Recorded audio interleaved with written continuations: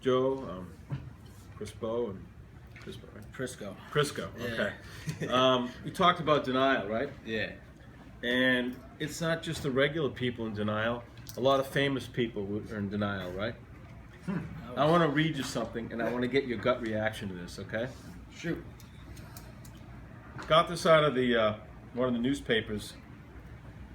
You guys are all familiar with Dwight Gooden, the great pitcher of the Mets? Yeah. This is her heartfelt plea. She wrote a letter, and I want to see how you guys relate to this. In her letter, she wrote to Dwight, "You look like an addict, you talk like an addict, you fidget like an addict, you manipulate like an addict, you drive like an addict, you blow money like an addict, you go through women like an addict, you miss appointments like an addict, you eat like an addict, you parent your kids like an addict." Your thoughts? You want me to take this first? Absolutely, Joe. It's on you. I don't know what to do with my hands. Yeah, that I identify. That's my gut reaction. Listen, I've tried everything. I've tried to figure out this thing left and right, and that's why I love what Prisco brought up the steps, because it was so important to me. Bottom line, I'm an addict, yes, but I'm a succubus, okay? Anything that feels good in this world, I can suck the life out of until there's nothing left except misery, pain, and discomfort. And I don't want to do it anymore. And you can name anything: gambling, drugs, alcohol, sex. I ate hot dogs for 6 weeks straight. Swear to God. Okay? Anything that feels good, I have the ability to suck the life out of and to abuse it. I have the ability to turn an asset into a liability at any point. So when I read that, it makes sense to me because I'm an extremist. I just want to feel good. Whatever feels good, I'm going to do it to a point of, like I said, until it doesn't feel good anymore.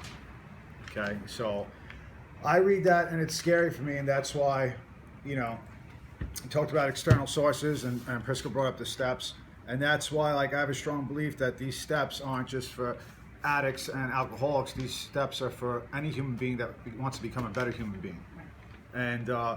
And I think, you know, these steps are something that should be introduced at a young age, because, you know, some of us get pushed away from certain religions and things like that. When you're just talking about spirituality, when you're just talking about, forget about that, just becoming a better person, you know, you start to find out about yourself inside. You know, you're not beating to another man's drum. You're really figuring out the music that makes you tick. You're identifying with your own emotions and feelings and likes and wants and dreams and passions.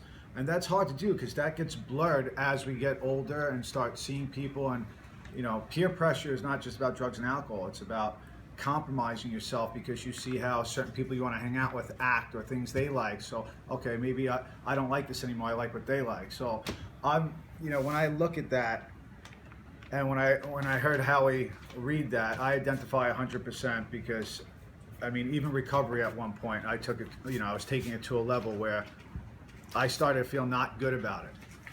Balance is very important, but what is balance? Balance is different for everyone else, and that's why I love these steps, and I'm in the process of doing these steps, because I get to figure out who I really am inside. You know, and that's a beautiful process for anybody to do.